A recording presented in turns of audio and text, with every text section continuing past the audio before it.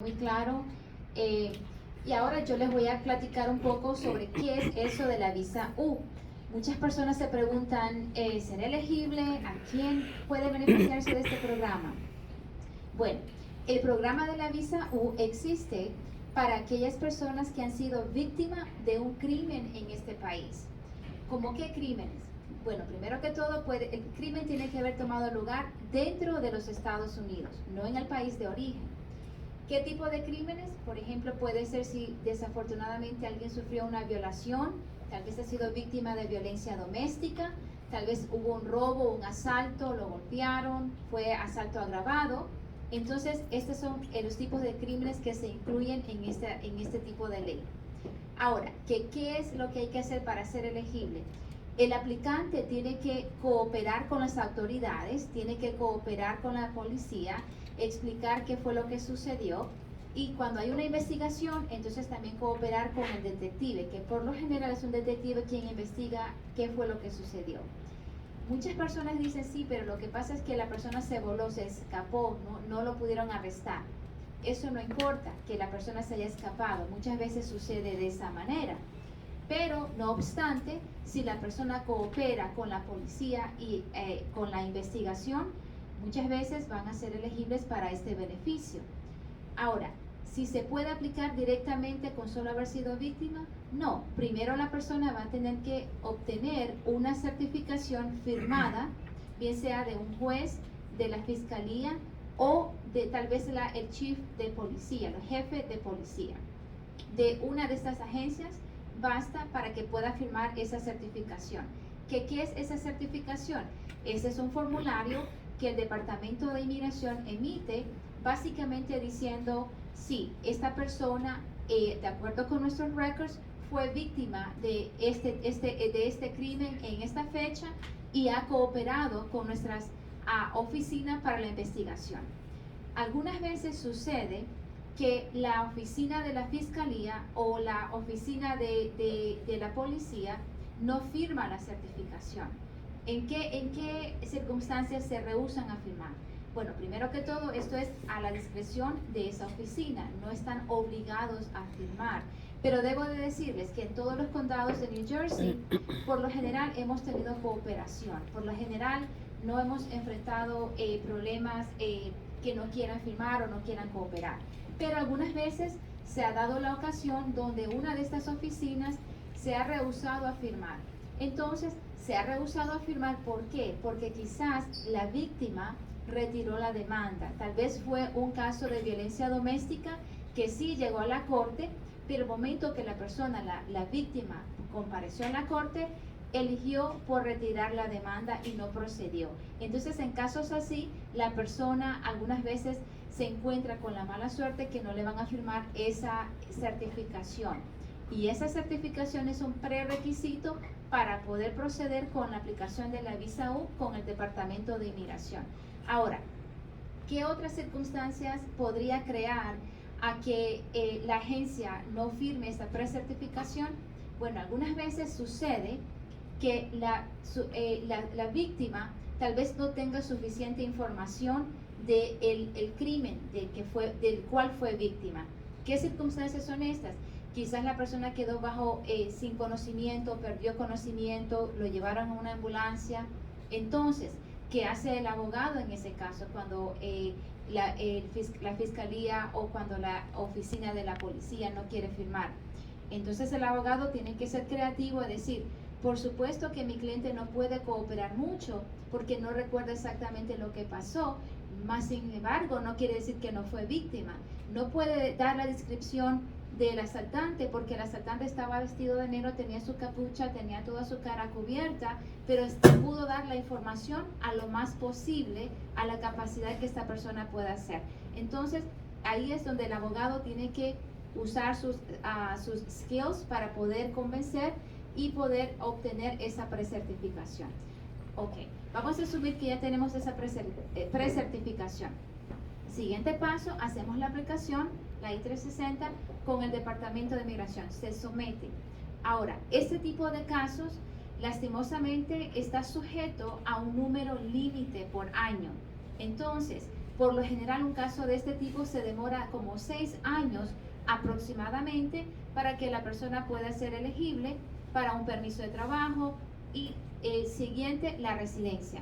Ahora, la buena noticia bajo esta nueva administración del presidente Biden es que ha dado instrucciones al Departamento de Inmigración para que en vez de que el aplicante tenga que esperar 5 años para un permiso de trabajo, que hagan algo más pronto. Ahora, que ¿quiénes van a ser elegibles para un permiso de trabajo?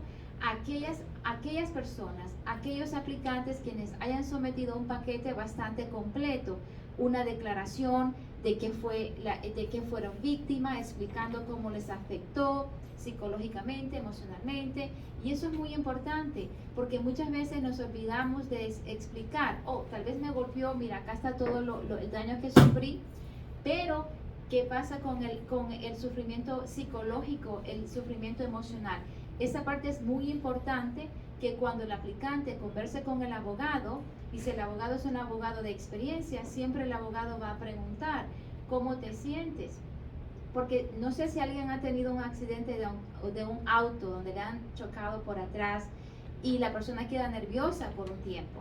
Piensa como que van a volver a pegar en su carro, a pesar que no hay ningún carro atrás. Entonces es parte del trauma. Entonces un abogado con experiencia siempre no solamente se va a dirigir a las fotografías donde muestra los daños que esta persona sufrió, sino también va a querer saber cómo te sientes, puedes dormir en la noche, o los síntomas que esta persona tiene de este trauma. Alright. Ahora, después de esto, viene un periodo de espera donde en realidad no va a haber mucha acción en el caso, porque el abogado va a ser necesario que espere que la fecha de prioridad de este caso salga al corriente.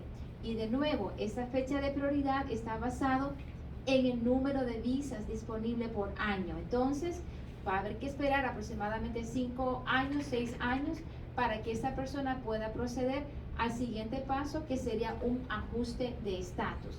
Ajuste de estatus quiere decir una aplicación para la residencia permanente.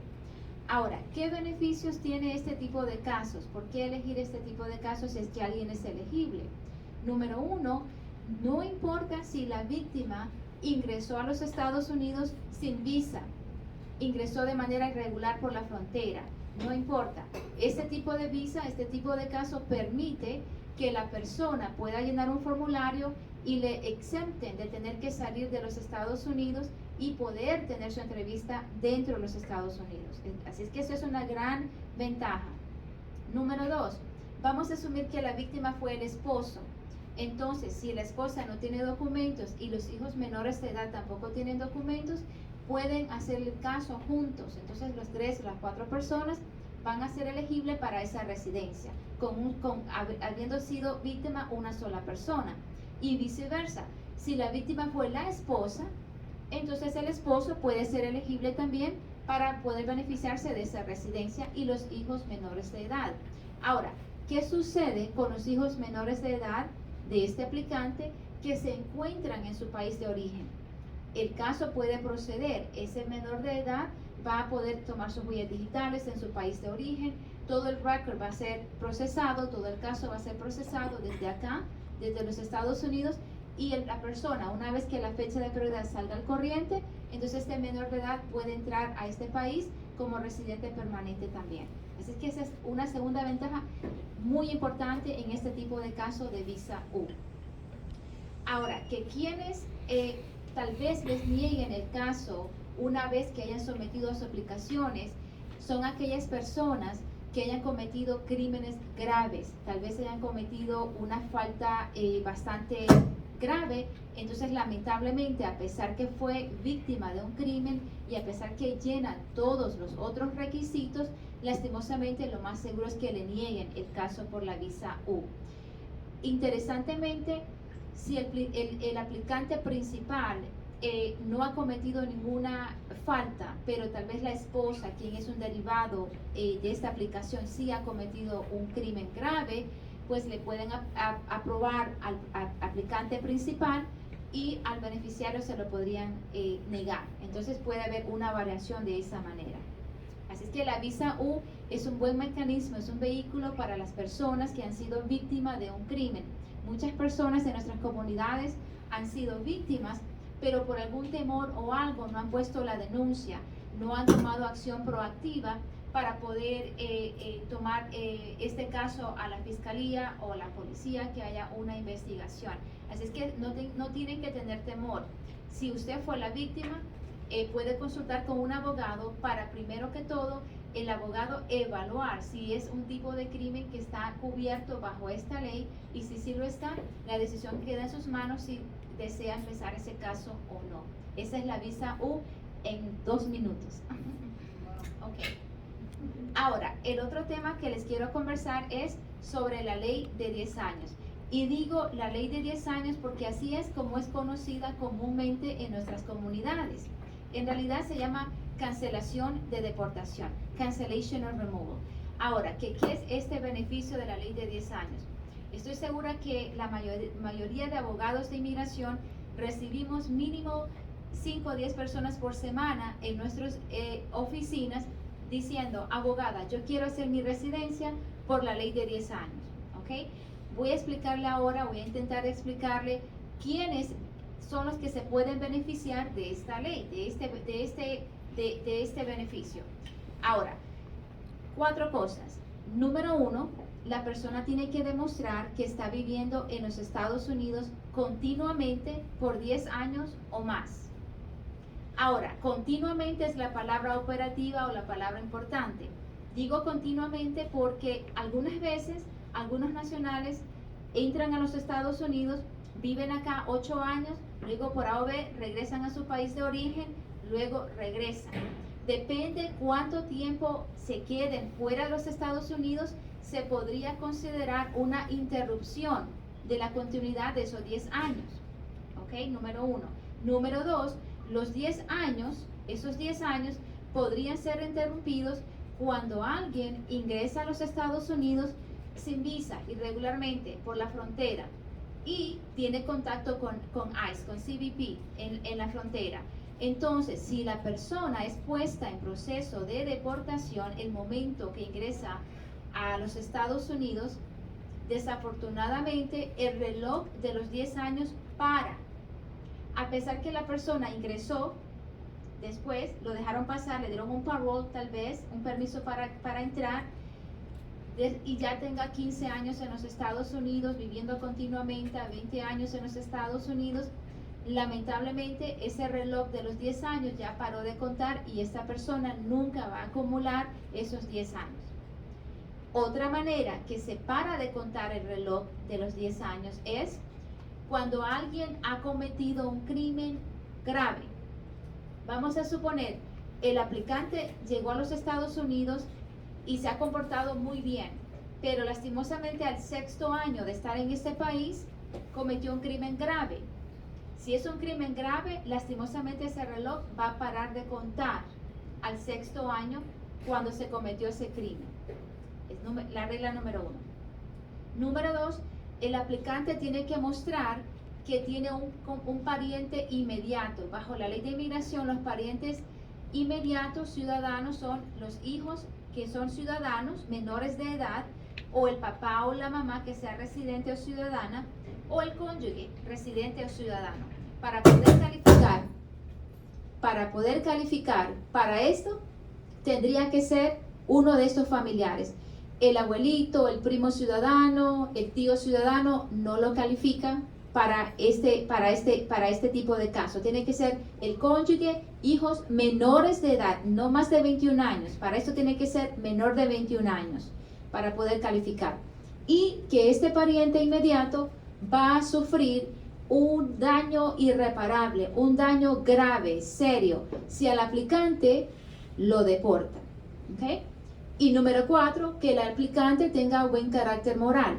Buen carácter moral para propósito de inmigración quiere decir una persona que ha llenado sus taxes, una persona que no tiene un récord criminal grave, tal vez pueda tener cometido alguna ofensa, pero que no sea un delito grave, que es algo menor. Ahora, teniendo estos 4 elementos, no es suficiente. Una vez que tenga estos 4 elementos, estos 4 factores, Las personas que se pueden beneficiar de la ley de 10 años son aquellas que ya se encuentran en proceso de deportación. Esta ley se usa como un mecanismo de defensa de deportación.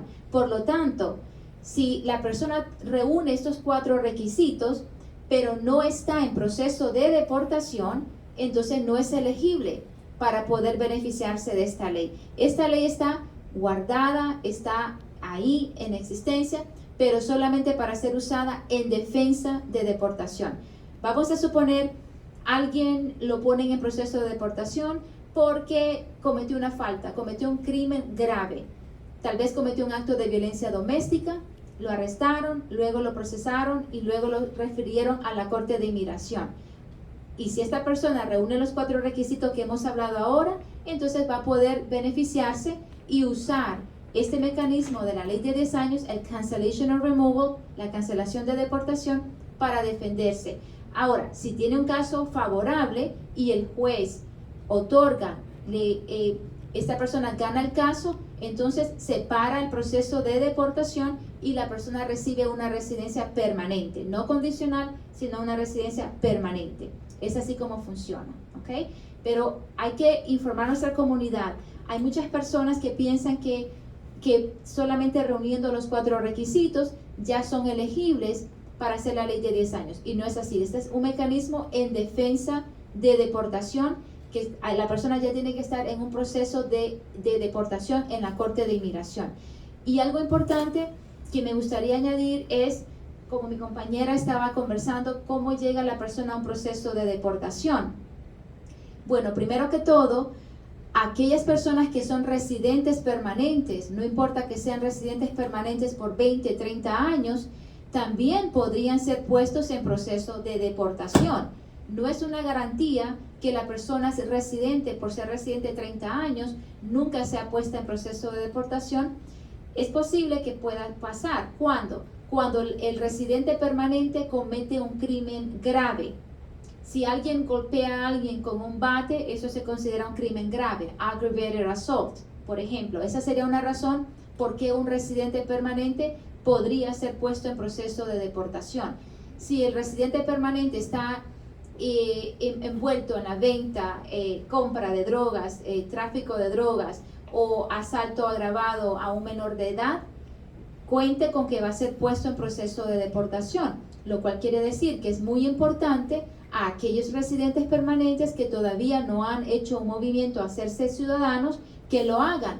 No se intimiden, ese examen en realidad no es un examen difícil. La mayoría de las preguntas va a venir de su propia aplicación, dónde han vivido, cómo recibieron su residencia permanente, cuántos viajes han hecho después de haberse convertido en residentes permanentes, y las preguntas que con un poco de esfuerzo estudiando cada noche se las puede memorizar.